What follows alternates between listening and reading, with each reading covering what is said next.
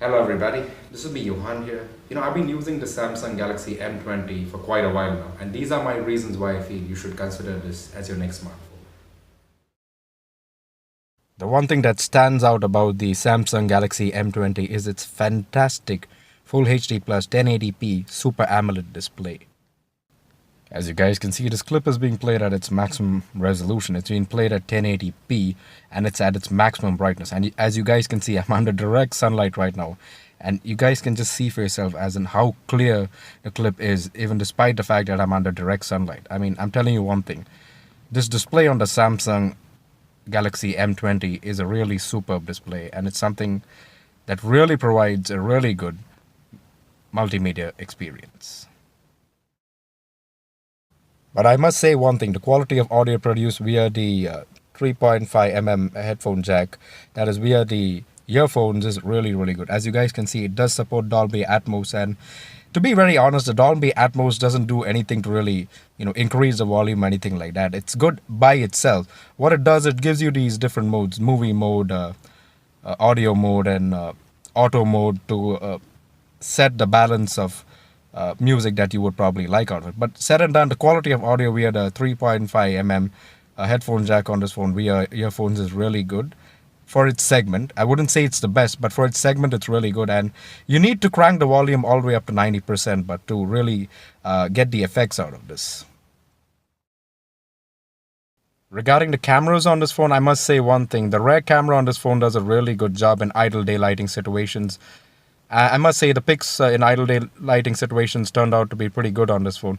They turned out to be a tad saturated, but nevertheless they enhanced the quality of the pictures. And even the selfie cam in idle daylighting situations does a reasonably good job.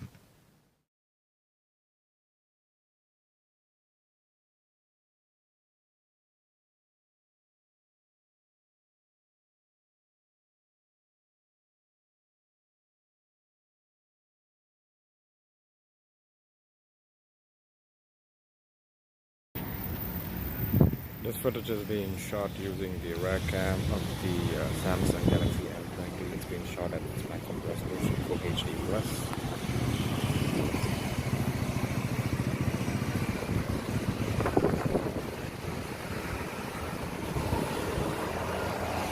Let me just run a bit and see how stable it is.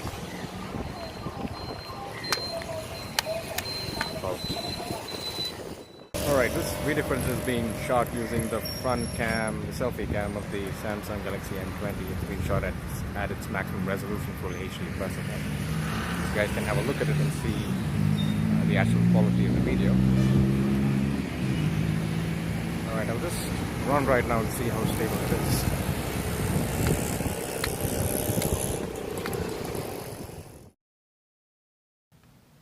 The Samsung M20 does come with a humongous 5000 mAh battery inside. And keep in mind, it's just a 1080p and it's Super AMOLED. What would that result in? Tremendous battery life? Well, many phones look promising but don't turn out to be all that promising. But I'm really happy to report one thing. The battery life on the Samsung Galaxy M20 has been really, really, really good. I must say one thing, I am a very heavy user, and even with my heavy usage, I was easily able to get through one day of usage with over 20% of battery left. And on my casual usage, I was easily able to get 1.5 days, sometimes even 2 days on this phone. Battery life has been really extraordinary on this phone. And keep in mind one more thing. Regarding the screen on times on this phone, I averaged anywhere between 7 and 8.5 hours of screen on time. That is with a mixture of 4G and Wi-Fi, which I found to be extremely good and very useful. I never ever had to worry about battery regarding this phone. It's been excellent. The idle drain times on this phone are also pretty impressive. I closed all the apps and just left the phone like that for about 8 hours in the night, and it lost only 1% of its charge overnight. And on one occasion, I forgot to switch off the 4G, and I had kept around 20 apps running in the background. And to my surprise, in 8 hours' time, the phone just lost 3% of its charge, which I found to be really good. One area where Samsung have done really well is the fact that I've already mentioned it. It's got a 5000 mAh battery inside. And despite the fact of the phone having a 5000 mAh battery inside, it never ever feels its weight. In fact, It never feels too heavy, neither does it feel too light. I have to say one thing, the weight distribution on this phone has been done really, really well. And it's a really impressive job by Samsung as far as its weight distribution is concerned. It feels very balanced to hold in the hand. The one area where I always had problems with these Samsung mid-rangers were always had to do with its performance. But I must say one thing. This phone is running on Samsung Experience 9.5 based on Android Oreo 8.1.0. It will receive the Android Pie update and with that the One UI as well.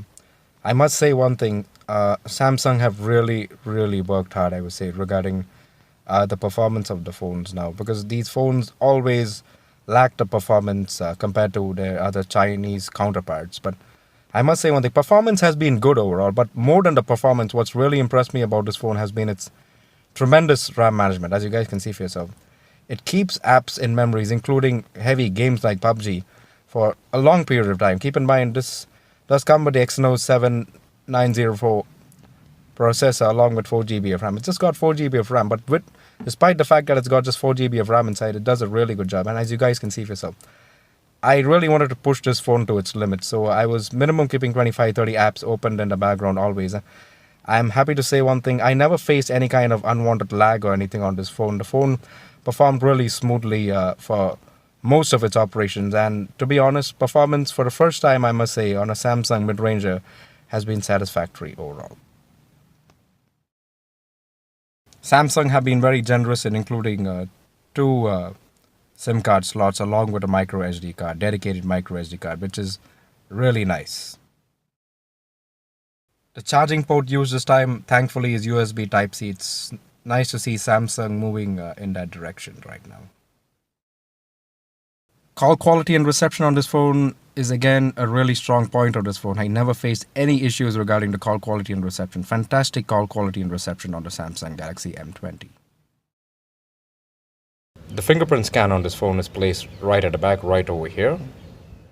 Alright, to give you guys an idea of the fingerprint scanner's performance, I'll just showcase it. Tap,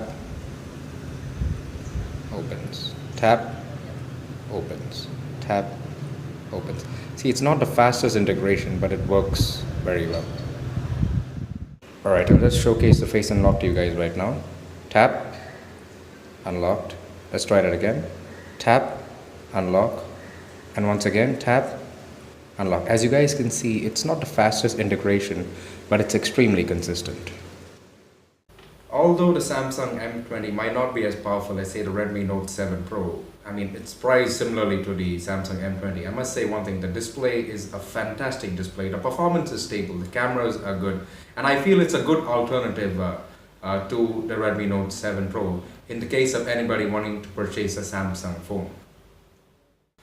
Click the like button if you like the video, do subscribe to my channel if you're interested in following my content from here on, and also hit the notifications icon so that you'll get notified with the latest videos that I upload on YouTube from here on. I'm there on all social media. I'm there on Facebook, Instagram and Twitter. The links to all my social media are there in the description below. So as it is, as always, I wish all of you a tremendous day ahead of you.